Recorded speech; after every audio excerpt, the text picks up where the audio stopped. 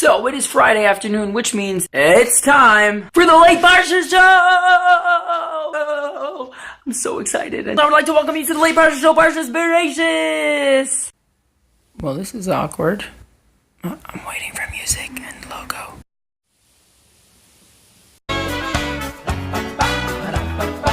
The great sage Rabbi Yitzchak tells us the Torah, being the book of law and the place where Hashem, communicates the mitzvahs to us, should have began with the first mitzvah.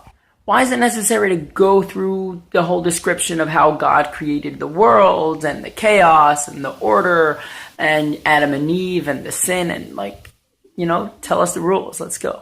He answers his own question, quoting the verse, which means he showed the people the power of his work in order to give to them something which belonged to other nations, namely the land of Israel. Because eventually God was to lead us into the land of Israel. And before we got there, he allowed other nations to live there. So we're going to get there and they're going to claim, hey, it ain't yours.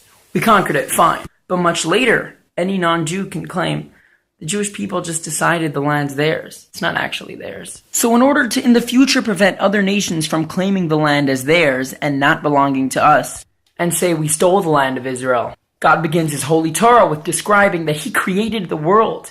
Everything he created.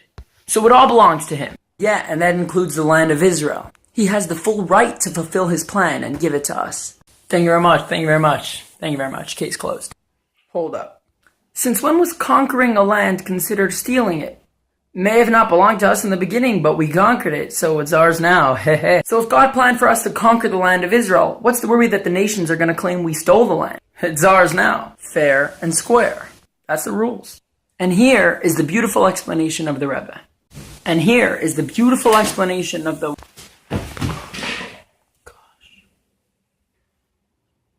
Someone must be out the window. At least I have something to put in bloopers. Okay, and we're back. When an object is sold or given to someone fair and square, a legal transaction, there's only a change of ownership, but not an actual change in the object itself. This isn't so with holiness. This isn't so with the land of Israel. Interestingly, the land of Israel became the chosen land and the holy land at two different stages in time. At the beginning of time, God chose this place as the place where the Jews were to live, fulfill the Torah and mitzvahs, and thereby fulfill the purpose of creation. So it became the chosen land, chosen by God for this, then. But it only became the holy land once we actually entered and initiated this process.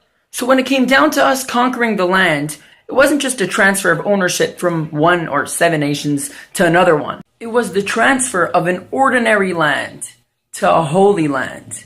An eternal and everlasting change, which makes it now only relevant to and for the Jewish people. Me and you. And this is where it can come from, that the nations will claim we stole it. Because our acquisition of the land changed it internally and eternally. It's no longer in their capability of even taking it back. This is the place of God's ideal plan, where it all started, and where it all soon is going to really start.